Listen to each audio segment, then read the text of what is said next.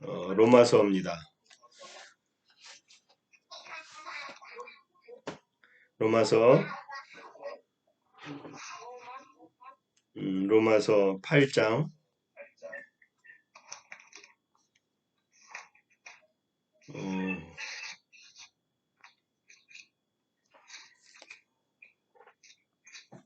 9절부터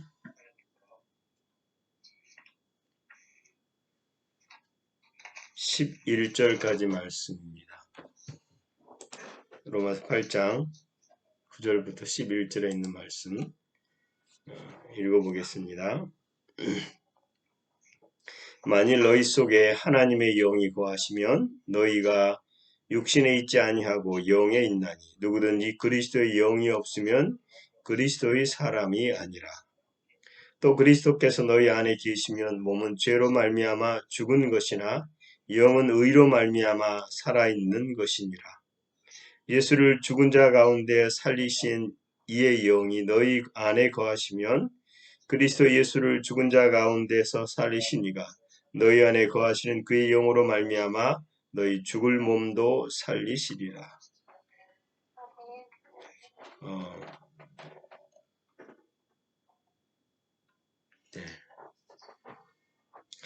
제가 죄송하지만 12절부터 좀 더 읽겠습니다.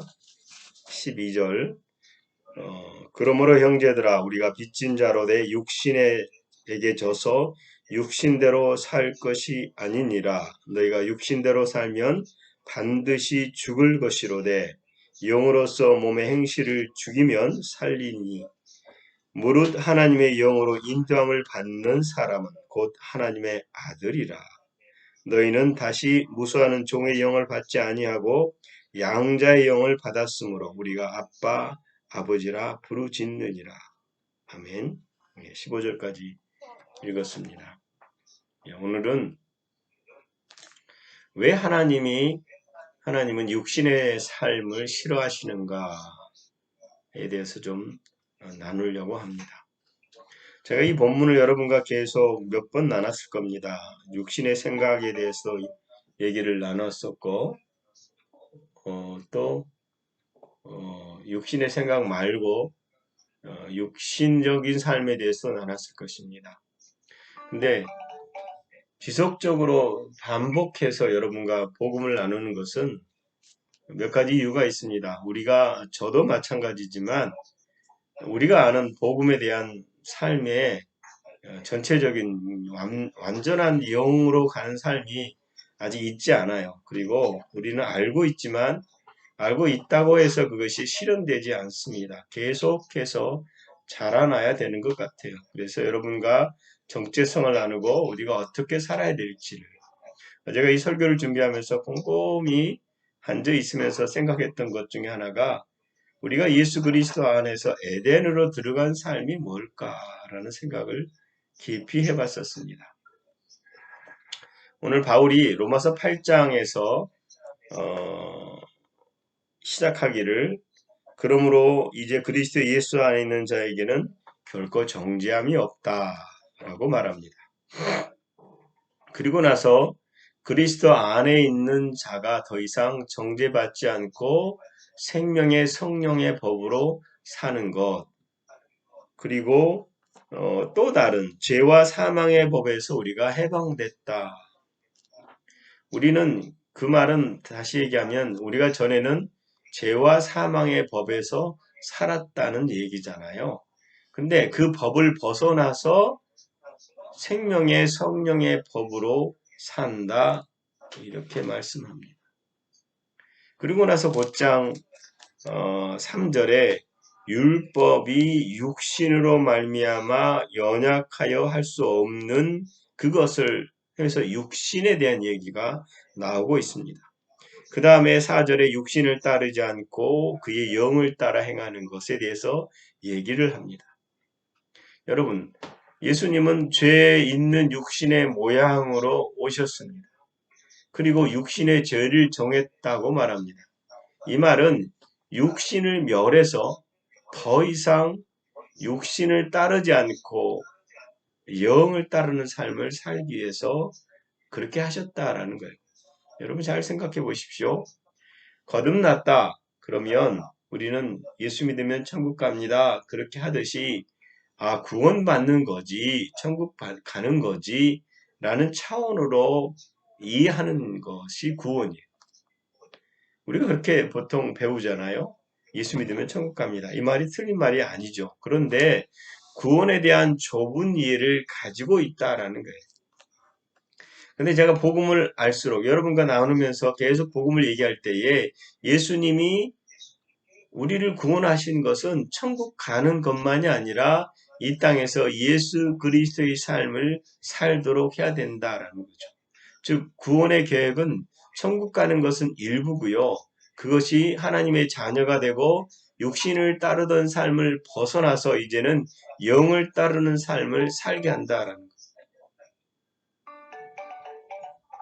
그래서 로마서 8장 4절에 육신을 따르지 않고 그 영을 따라 행하는 우리에게 율법의 욕구가 이루어지게 하려 하심이라 라고 되어 있습니다.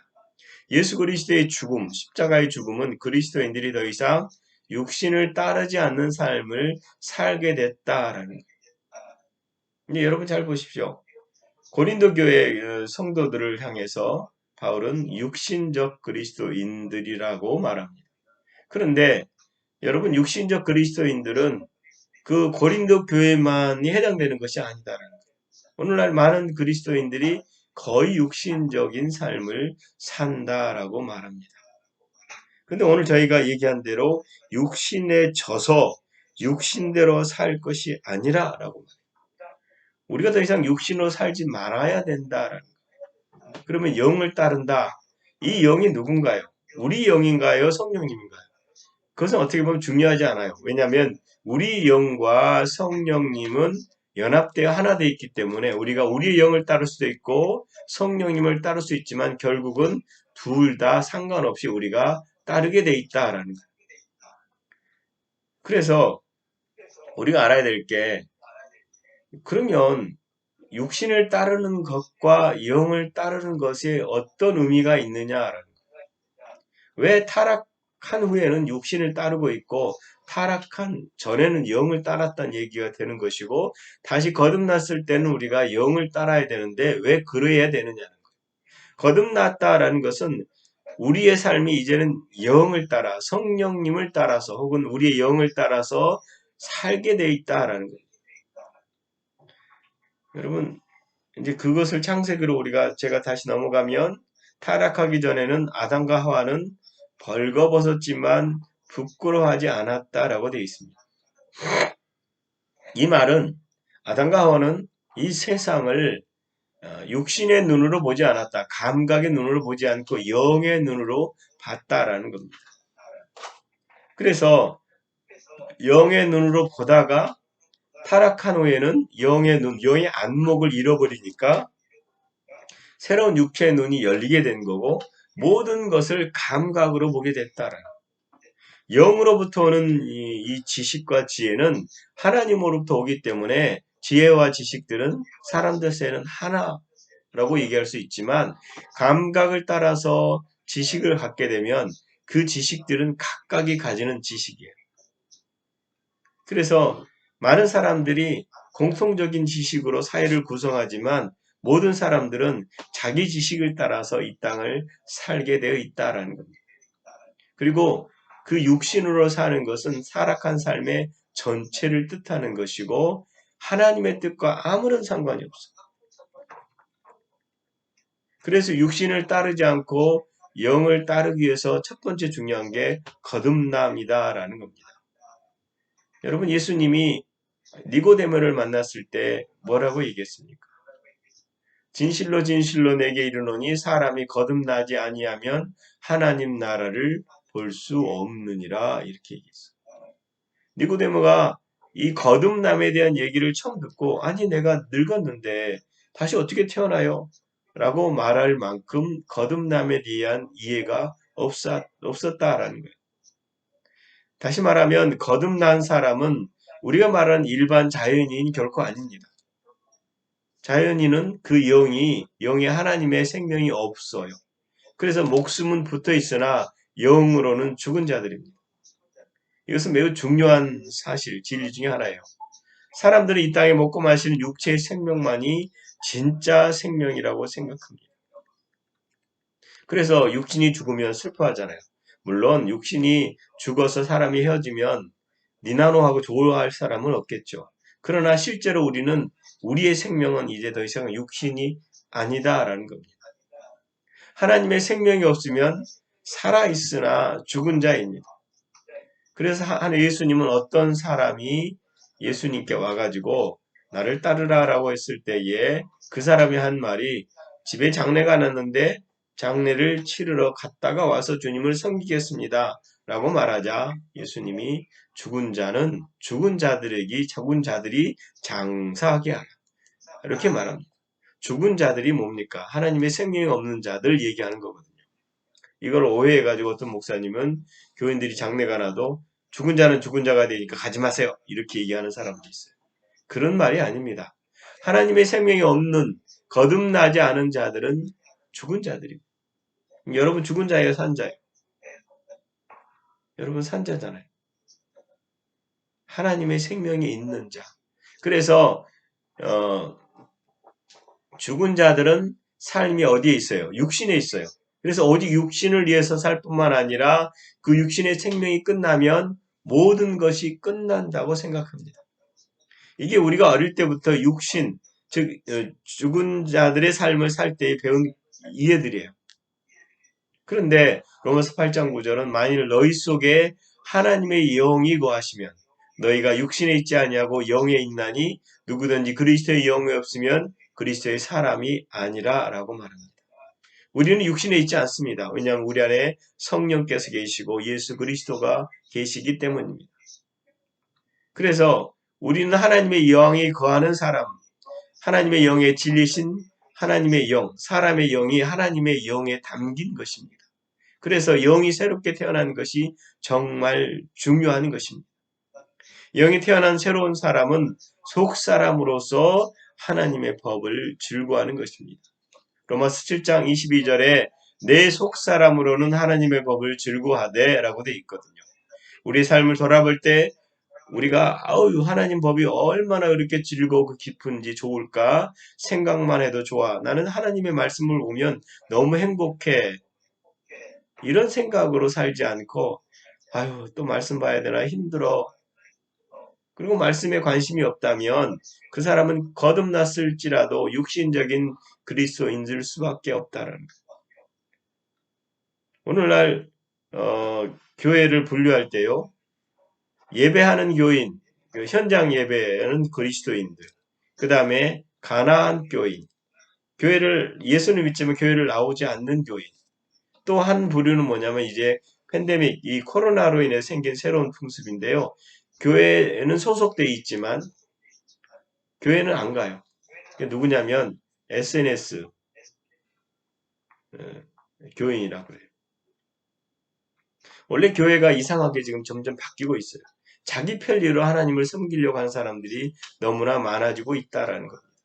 거기에는 우리가 서로 반성할 필요가 있겠죠. 그러나 교회 공동체가 뭐냐라고 말할 때 그것은 예수 그리스도 안에서 하나 된 초대교회 모습처럼 이 땅에 하나님의 나라를 실현하는 자들이에요. 요한복음 3장 6절은 이렇게 말합니다. 육으로 난 것은 육이요 영으로 난 것은 영이니 육으로 난 것은 육이래요. 영으로 난 것은 영이니. 여러분 육으로 났어요? 영으로 났어요? 태어날 때는 분명히 육으로 났어요. 성경은 웬만하면 이분법을 사용하지 않지만 두세 개만큼은 정확하게 갈라서 얘기합니다. 하나님의 법을 즐거워하는 사람에게는 하나님의 나라의 부요와 풍성함이 있어서 흔들리지 않고 힘이 있습니다. 끝까지 견뎌서 임계점을 돌파해서 삶을 전환하고 하나님의 사랑의 특징이 나타난다는 것.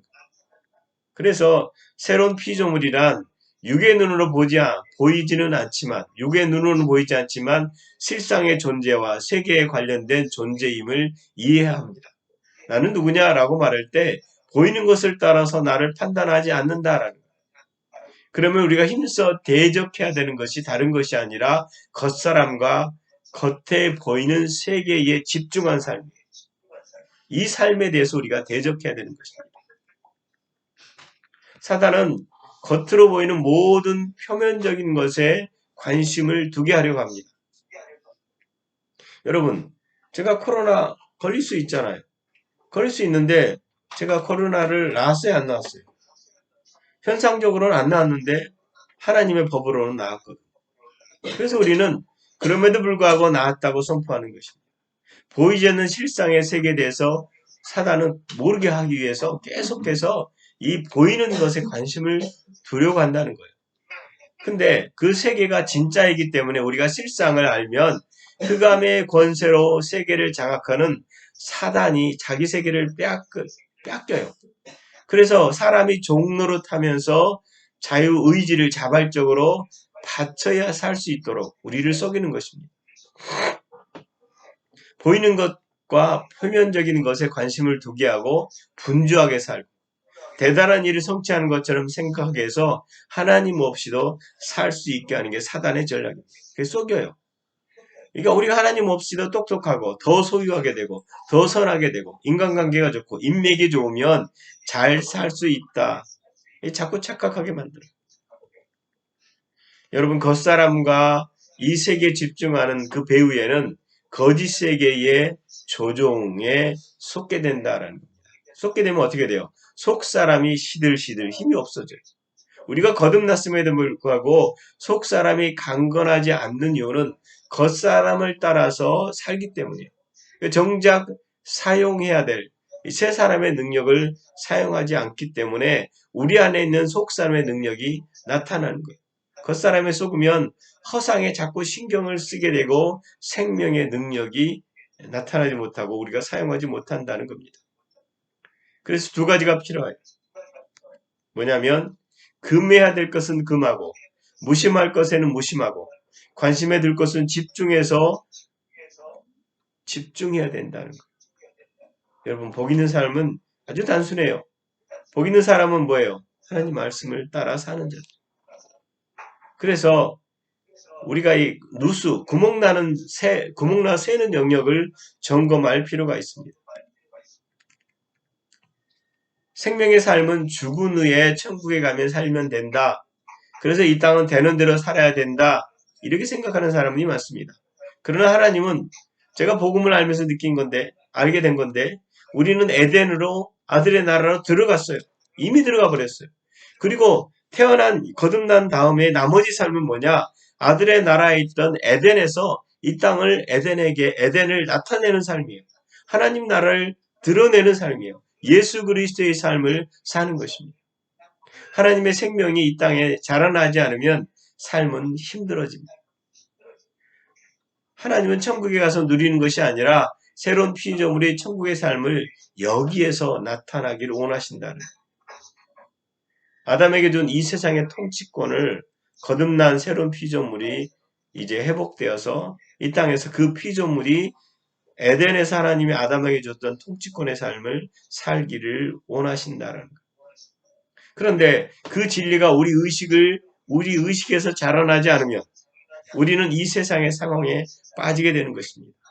그러면 가장 먼저 뭐예요? 상황에 빠지니까 우울, 기쁨이 사라지고 우울과 두려움, 불안, 절망, 무엇을 해도 기쁘지 않아. 내가 왜 살지? 아유, 이렇게 살아봤자 안 되겠어. 차라리 죽어버리자.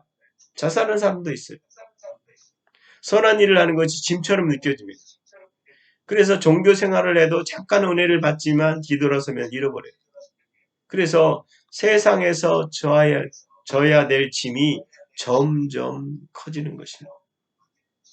여러분 하나님을 섬기는 것이 즐겁습니까? 기쁘십니까? 삶이 피곤하고 고달프면 내가 너무 많은 짐을 쥐고 있구나. 지나치게 바쁘구나 라고 알아채야 됩니다. 그런데 사실 속사람이 강건하면 일이 바빠도 힘이 있어요. 참 신기하게도 많은 일을 하고도 많은 일을 하고 있는 사람들도 바빠도 일을 잘하게 돼요. 분주하는 가운데서도 성령과 연합하면 하나님의 뜻을 이 땅에서 그 내면의 강건함 때문에 넉넉히 이긴다라는 거예요. 그래서 힘 있고 하나님의 생명이 넘치는 삶을 위해서는 뭘 바꿔야 되느냐? 삶의 우선순위가 바뀌어야 된다는 것. 먼저 하나님 말씀을 듣고 새기고 행하면 속 사람이 강건해지고 사람은 영이기 때문에 그 영에 있는 말씀을 따라서 강건해져야 된다는 것. 다른 일에 마음을 두면 이 세상에 매이면 사람들이 나를 어떻게 생각하지? 이거 안 되면 우리 가정 어떻게 되지? 내 앞날은 어떻게 되지? 낙심하게 되고 이게 구멍난 뉴스예요. 바쁘게 사느라 힘든 것이 아니라 겉사람에 매여 사느라 낭비하는 에너지가 많다라는 겁니다. 겉사람의 하위 의식, 이런 의식들을 걷어내야 삶의 에너지가 회복되는 것입니다. 여러분, 아무리 부자건, 아무리 예쁘건, 아무리 근육 운동을 하건 시간이 지나면 시들게 돼 있어요. 그게 육신의 삶이에요. 겉사람의 특징은 뭐냐면 생명이 계속 자라나지 않으면 삶이 무결해진다는 거예요. 고인물이 썩는 것처럼 마음이 자연히 부패게 돼 있어요. 그러니 행할 능력이 없게 되는 거죠. 능력은 항상 하나님 안에서 새로운 생명으로 나오게 돼 있습니다. 속사람이 강건해져서 바깥으로 나가야 되는데 우리는 거꾸로 하고 있어요. 우리가 뭔가를 가져야, 뭔가를 높은 권력을 가져야 이런 방식으로 사는데 성경은 거듭난 사람들은 그 방식이 아니다라는 거예요. 겉사람은 자기 힘으로 애를 써보지만 사는 것이 너무 힘듭니다. 세상은 너무 커 보이고 목표를 세워서 이뤄보려 해도 힘이 없습니다.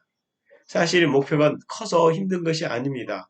세상에 주는 목표는 아무리 커봐도 하나님께 주신 목표보다 크지 않습니다. 그러나 겉사람은 반대로 생각하기에 결국 험한 것을 쫓으며 아무것도 이루지 못한다라는. 여러분 왜 로또를 하겠어요? 그것으로 뭔가를 할 수 있다라고 생각하기 때문이죠. 여러분 사실 세상의 구조는요. 잘 살게 되는 소수만 잘 살게 되는 구조예요.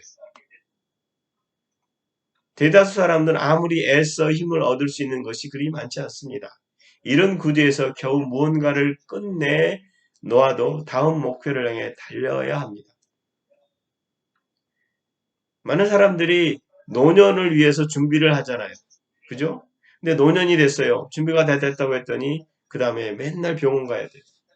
하나님 원하시는 것은 오늘 하루를 오늘 다 사는 것처럼 오늘 하루 위해 살아라. 그런데 그것이 예수 그리스도 안에서 살아라. 그렇게 사느라고 우리가 오늘이 아니라 이 앞으로의 이 없어질 세상을 향해서 온 신경을 쓰고 그렇게 살다 보면 몸이 경직되고 심장은 빨리 뛰고 화는 치밀어 모든 세상의 종노릇 하느라고 얻게 되는 병이 있다라는 거예요. 여러분 사회적 평판 때문에 오르는 스트레스 결과적으로 많은 사람들을 사랑해야 되는데 분노가 폭발해요. 자책감과 무기력이 시달리게 돼 있어요. 그래서 어떤 생각이 들어요. 아 나는 가치 없구나. 아 안 되는구나. 근데 속 사람을 강건하게 하는 삶이 우리 가운데 있어야 된다는 겁니다.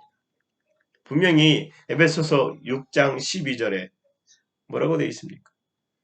우리의 씨름은 혈과 육을 상대하는 것이 아니요 통치자들과 권세들과 이 어둠의 세상 주관자들과 하늘에 있는 악한 영을 상대함이라 라고 말합니다.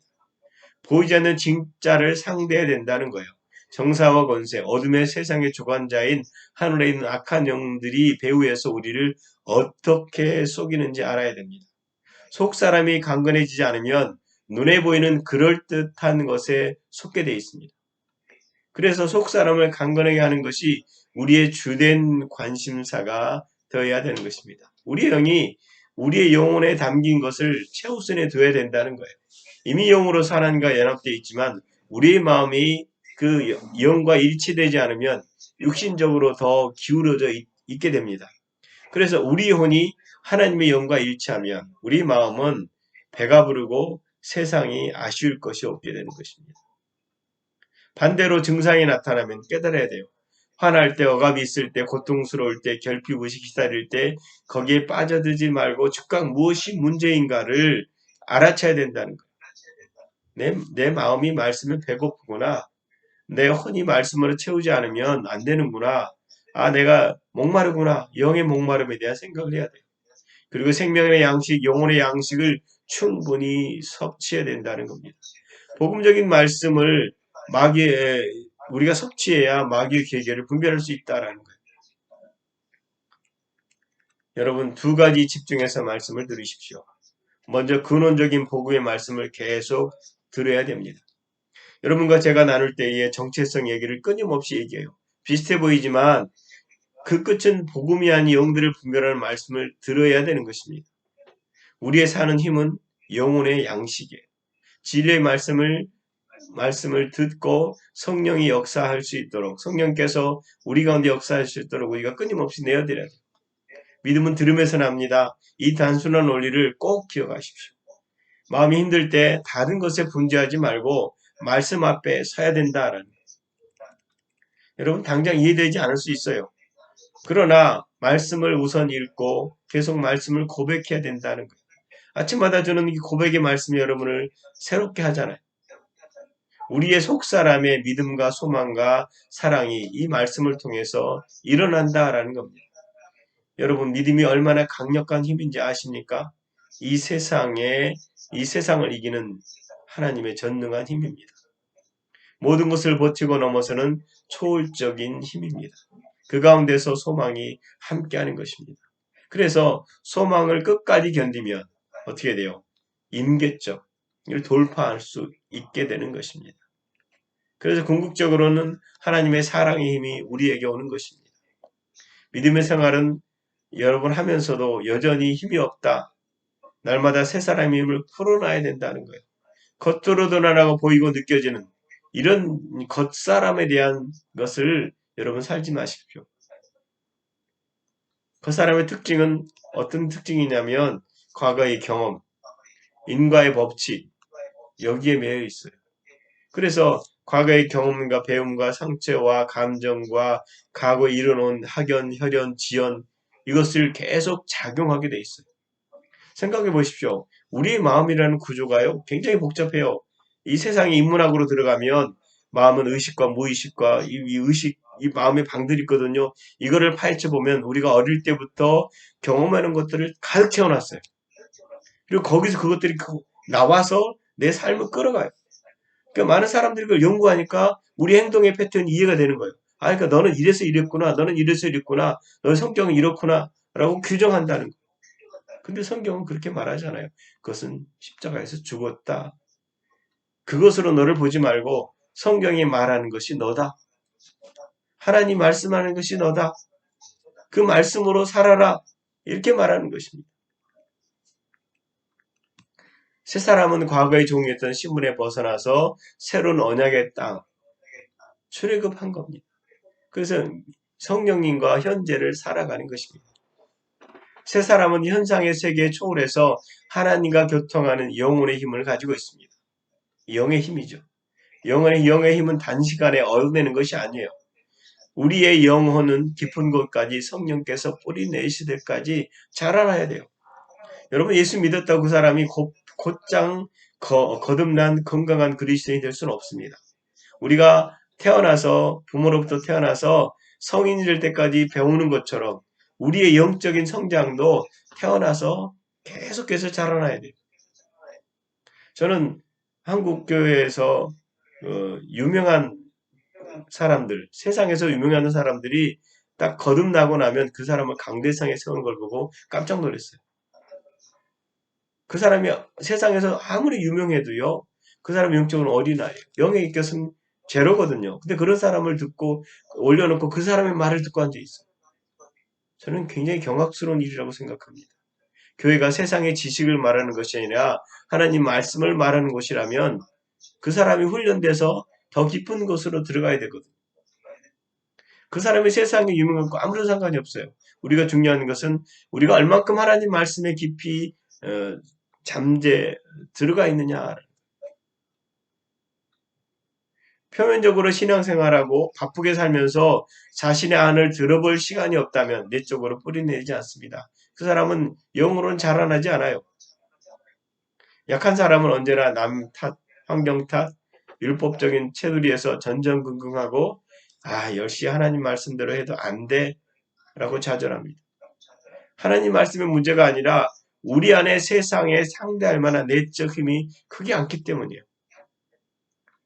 제가 아내에게 고마운 것은 뭐냐면 정말 제가 살면서 자충도 했거든요. 이 산인가벼? 이 계곡인가봐. 아침에 아내한테 말했지만 이 강인가봐. 얼마나 많이 헤맸는데. 근데 아내는 전혀 움직이지 않더라고. 흔들리지 않고 저에게 그게 아닌데 그러면 자존심 상해가지고 그게 뭔데? 이랬었어요. 근데 결국 보니까 아내 말이 맞더라고. 저는 그런 점에서는 참 좋은 사람을 제 곁에 뒀다라고 생각합니다. 좋은 멘토죠. 여러분 말씀이 우리를 자라게 하는 것이지 어떤 은사나 어떤 신기한 것들이 아니더라고요. 새 사람에게 새 방식은 뭐냐면 하나님 말씀이에요. 세상의 법과 율법은 인과관계에서 우리에게 원인 제공한 것을 반드시 상응하는 결과로 돌려받습니다. 그런데 영의 방식은 아무 조건과 대가를 생각하지 않습니다. 그 순간 우리는 이상한 충만함을 느끼는 것입니다.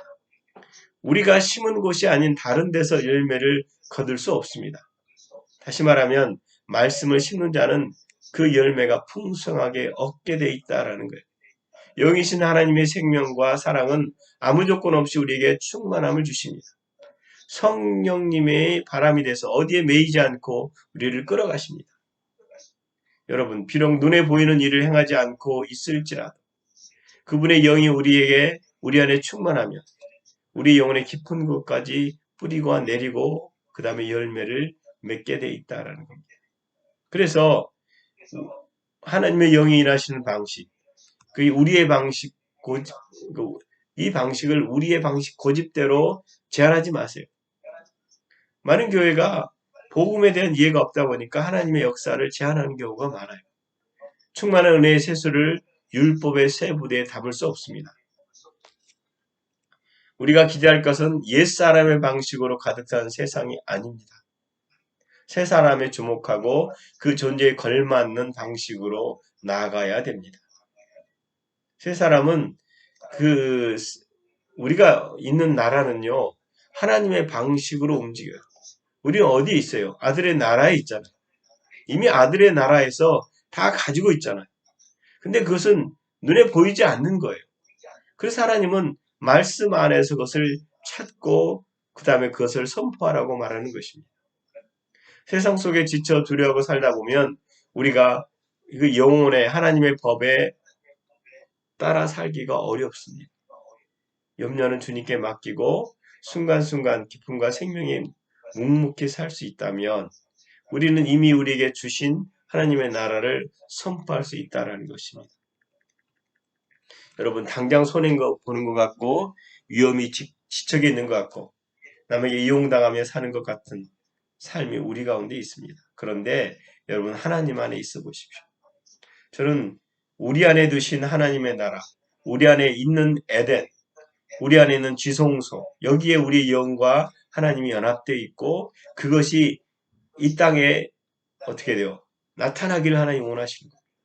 그러기 위해서는 우리가 끊임없이 육신을 따라서 육신이 원하는 것으로 말하지 않고 영을 따라서 성령님이 말씀하는 것을 말하는 자가 되는 것입니다. 우리는 더 이상 영의 생각으로 살지 육신의 생각으로 살지 않습니다. 우리는 새로운 피조물이요 하나님의 생명이 우리 안에 있고 우리는 에덴으로 들어간 자들입니다. 하나님 나라로 들어간 자들입니다.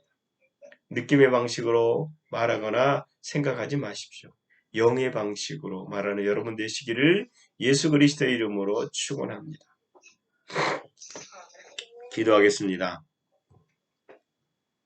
아버지, 우리가 보이는 환경, 상황에 따라서 그것이 전부인 줄 알고 우리 마음을 거기에 매였다면 이제는 상황이나 환경이 전부가 아니라 눈에 보이지 않는 말씀의 방식으로 사는 것이 맞음을 고백합니다. 아버지, 사단의 전략에 우리가 속지 않겠습니다.